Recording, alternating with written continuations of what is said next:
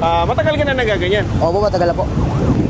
Mga ilang taon na? Sabihan po natin 6 years. Tapos kasabay niya nag-aaral ka pa? Opo, nag-aaral po ako. Sa umaga, aral? Sa hapon, benta. Nagbebenta ka? Opo. Grabe yan, sipag mo, no? Sir, nakita kita kanina, nagbabalance ka. Opo. Grabe, ang lupit mo, ah. Parang ang nasa circus, ah. Sir, ano yung dala mo na yan, sir? Ano po, paninda ko po. Paninda mo? Ano yung mga tinda mo, sir? Biko tsaka kanton po. Biko sa Canton. Opo. Para napansin ko, parang bata ka pa. Ilang taon ka na? 20 na po ako ngayon. Magkano naman yung mga paninda mo? 30 lang po, isa order. Yan, sige, patingin nga po isa. Yan. Ito yung Canton. Kanton. Yan. Saka, ano pa meron dyan? Ito po, Biko. Biko. Wow. Magkano ito? 30 lang po. 30. Sige, order ako niyan. Matagal ka na nagaganyan? Opo, matagal na po. Mga ilang taon na? Sabihan po natin 6 years. Tapos, kasabay niya nag-aaral ka pa? Opo, nag-aaral po ako. Module na lang alak. Sa umaga, aral? Sa hapon, benta. Nagbebenta ka? Opo. Grabe yan, sipag mo, no? Anong pangalan mo nga pala? Mark Anton Navarro po. Ayan, shoutout sa mga magulang mo, ang bait mo. Kapiro muna tayo dyan. Ayan, sige. Sa mga viewers natin at nakakapanood, paano kanila, gusto nilang bumili sa'yo, sa kanila makakagilap? May ikot-ikot lang naman po sa Taguig tsaka Parañaque lang po. Dito naman po tumatambay sa SM Bigutan. Mga anong oras kaya yan, sir? Alauna po. Alauna? Opo, alauna. Ayan, tapos ano yung mga usually na tinda mo palagi?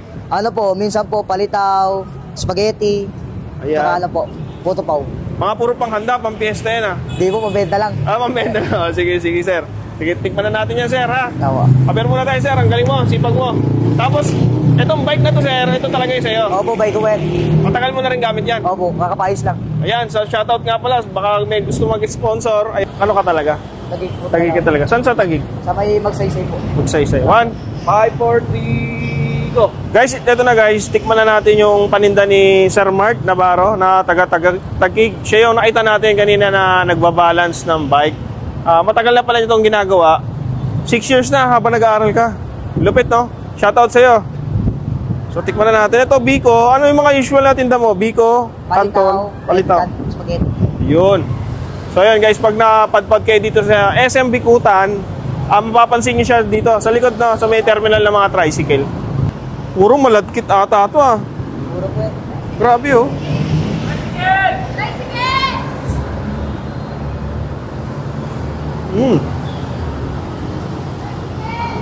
Parang walang halong kanin, no? Opo, wala po sa kanin. Tama?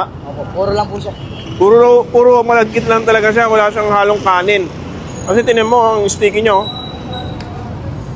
Meron din siyang kanton dito guys, oh. 30 rin. Naghanap kayo ng merienda dito sa SM. Ayan, special dito sa mga empleyado ng SM Bikutan. Solid na mga paninda ni Sir Mark, oh. Tapos nag-aaral pa. Anong kukunin mong course pag naka-graduate ka? Businessman po. Businessman ka. Ayan, sana lumago ang pangarap mo.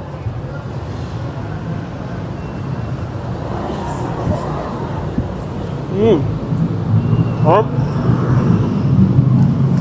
Ang sarap na ito.